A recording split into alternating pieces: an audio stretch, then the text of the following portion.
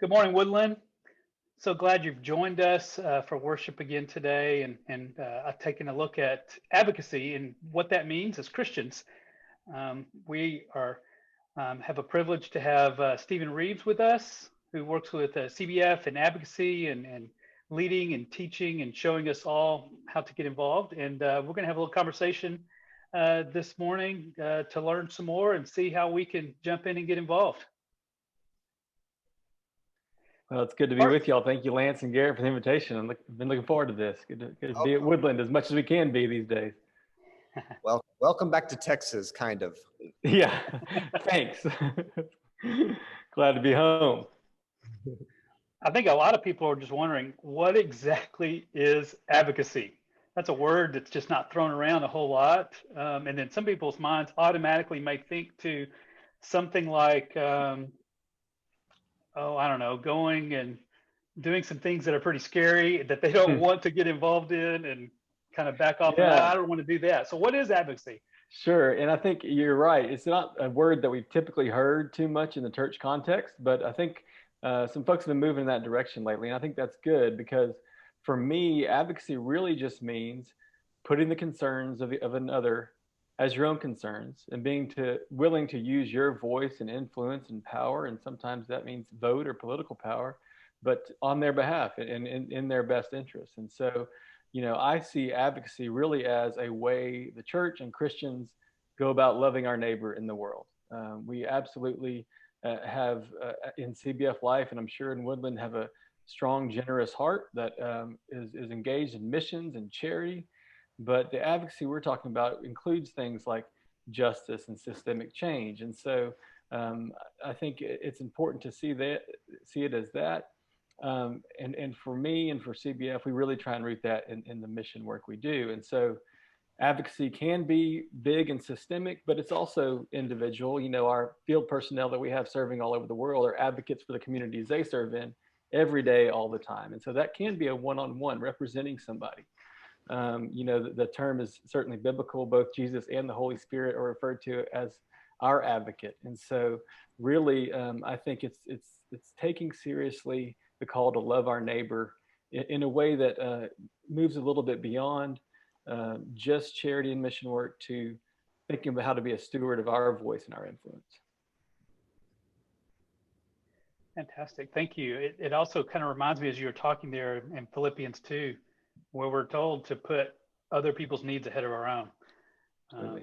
Yeah, that's right. And there are multiple ways to do that. And, we're fortunate to live in a democracy where our voice should matter. And I think we ought to be thinking seriously about how we act, not just on our own behalf, but how we act for the good of the whole, and particularly with an eye and an intention towards those that are vulnerable or marginalized, and folks whose voices and influence have been silenced or ignored for too long.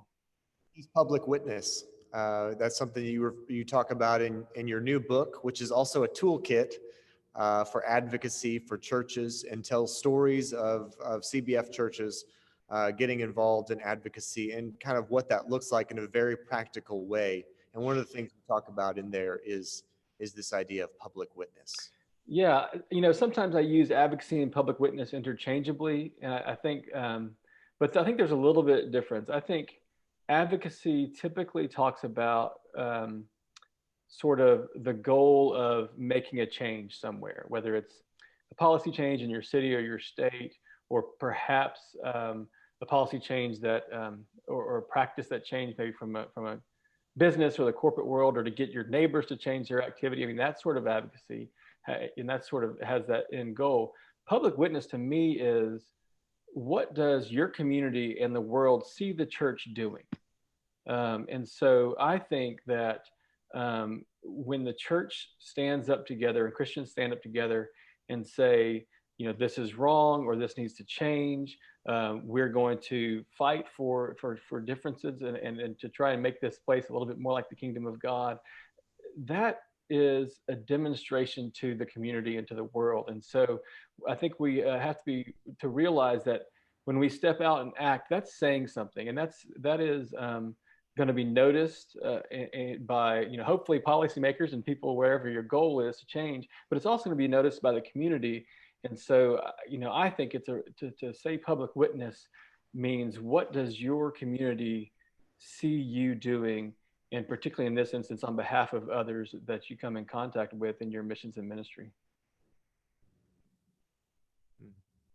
And let me jump in real quick and ask you a question. I mean, you grew up at First Baptist Austin, not too far from us. And so where does this passion for advocacy come from? Is this something that y'all talked about when you were a child, or where did this come from? That's a really good question. Actually, I was a member at First Baptist Austin for a long time, but I grew up in a little small church called Pond Springs Baptist Church, which it was an interesting place on the northwest edge of Austin, where back in the 80s and 90s, we still had ranchers in our congregation. Of course, that's been entirely swallowed by the city.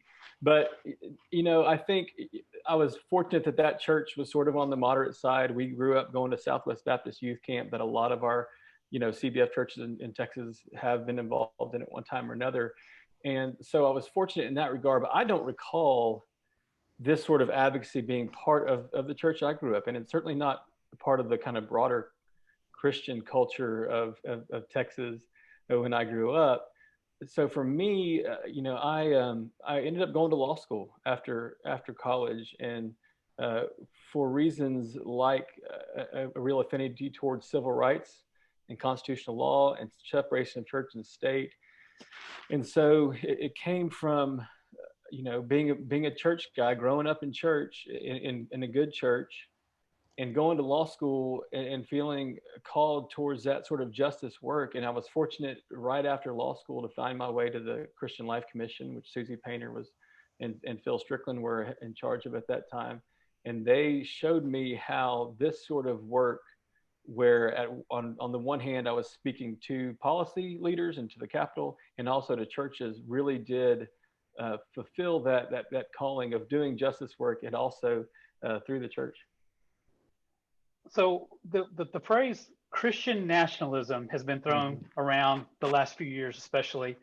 And I've seen some Christians say, yes, we are a Christian nation. This is what we need to stand for. And then I've also heard how it's harmful for Christians and for our nation. Can you tell us a little bit more about Christian nationalism? You bet. And I'll make a plug at the outset. There's a new website, Christians Against Christian Nationalism, that our friends and partners of the Baptist Joint Committee have helped to organize. And I have signed their statement, because I think Christian nationalism is really kind of a dangerous idea that says, to be a good American, you have to be Christian. And first of all, I don't think that's true. Historically, that's not how we were built. The only reference to religion in the original Constitution was to say there's no religious test for public office. And so from the outset, the framers said, no, we're not going to go that way. Of course, there's a lot of history between now and then, but in general, I think we need to be, and historically, most times have been a place where America has been a refuge. And a lot of those folks were fleeing from persecution and religious persecution. And so I believe that we should be a place where, no matter where you're from or your faith, you can participate fully in this democracy as a citizen. And so I think it's dangerous to say the only real Americans are Christians. And I think that's what that Christian nationalism gets at. It paints some citizens as less worthy than others. And I see it often in terms of the work around immigration and refugee reform, that maybe we shouldn't allow these folks here because they're never going to be American because they're not Christian, is part of the thinking. And so I think it's really dangerous. It's not the America that I want to see. And I think ultimately it really harms the American witness in the world. That it's not the type of America we've projected to the whole world. And I think it's very dangerous for our faith from a Christian perspective to have it totally wrapped up in whatever this nation does. And so that, to me, it's both dangerous as an American and as a Christian. We've been talking on our Wednesday Zoom lunches together about how to be Baptist at Woodland, and we've done some talks about Baptist history. And the early Baptists in America were very adamant about religious liberty for all. And the reason for that is, as you know, is that they saw any help from the government, any kind of crutch from the government, as ultimately um, something that would weaken the church and weaken the faith, because they believe um, so forcefully in this idea of free faith, and Yeah, it can't be coerced, and faith isn't a part of citizenship. It's just a gift from God, and something absolutely. cherished and protected in that way. Thanks for helping us kind of sort through these things. Sure. Well, I was fortunate to serve as the staff attorney for the Baptist Joint Committee in Washington for a few years, and they are definitely the experts on this. And to me, they are such a clear and respected Baptist voice, still holding true to those traditional Baptist ideals, and that means both supporting the separation of church and state through the Establishment Clause, which says, yeah, there's not going to be government support for religion because ultimately that harms religion, and the free exercise clause that says, government has to, as best as possible, keep its hands off of how people practice their faith. And so sometimes these issues are hard, and they're complicated and nuanced, but I think we do well to kind of remember that history you just said, Garrett. And I'm glad to hear Woodland teaching that history still. Yeah, that makes my next question a little bit confusing. I hear they both Yeah. and there. Mm-hmm. We need to be separated, but we also need to be engaged as Christians.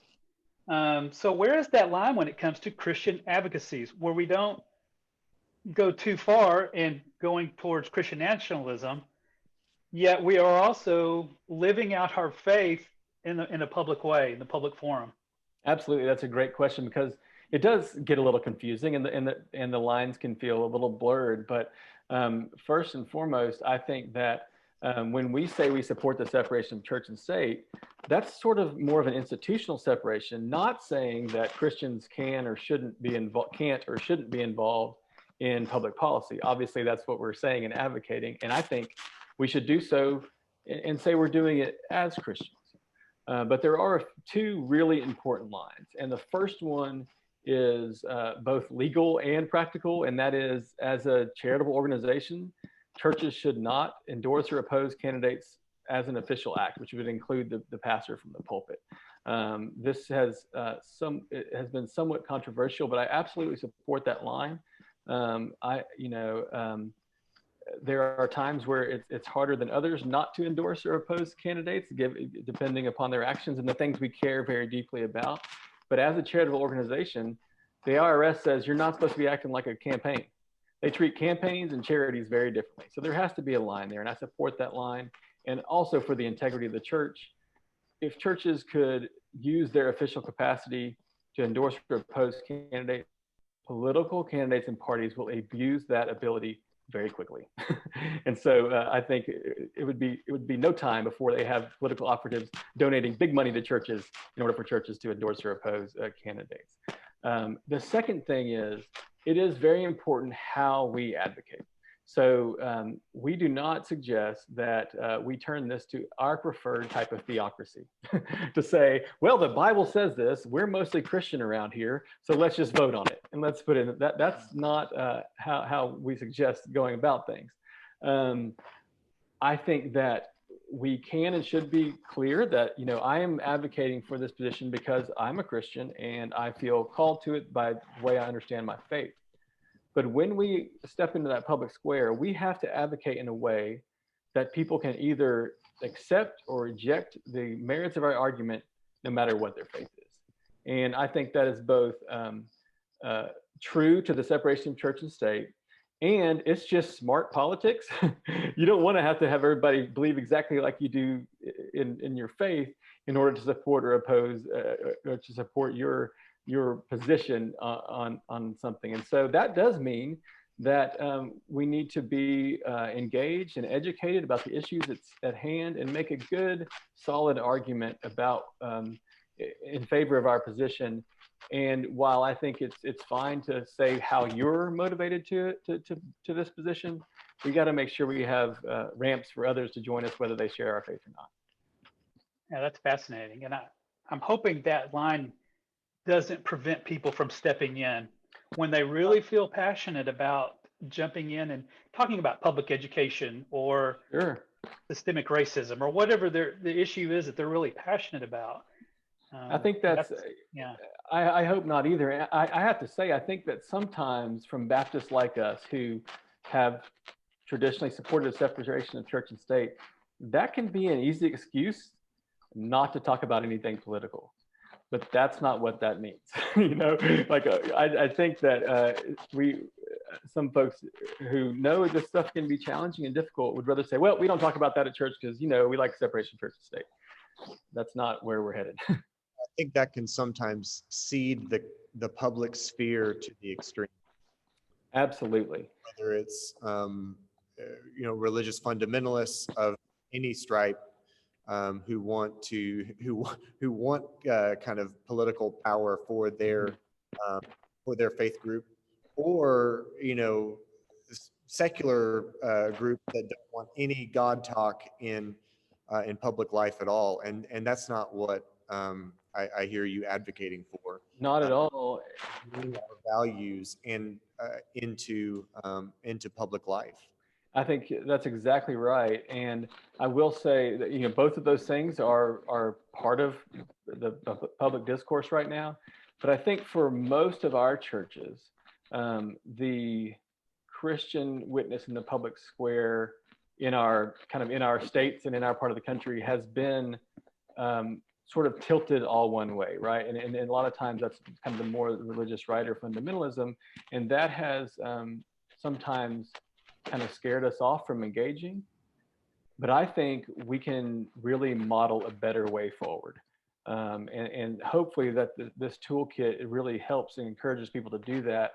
And in order to move a congregation towards that, I think you start with advocacy and what you're doing with mission work and what you're doing in the community.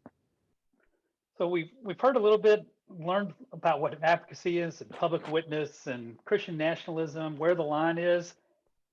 The bottom line is, why should we be involved in Christian advocacy? Why should Woodland be involved in Christian advocacy and the members of Woodland? Yeah, first of all, I think we are both citizens and Christians, and those things intersect.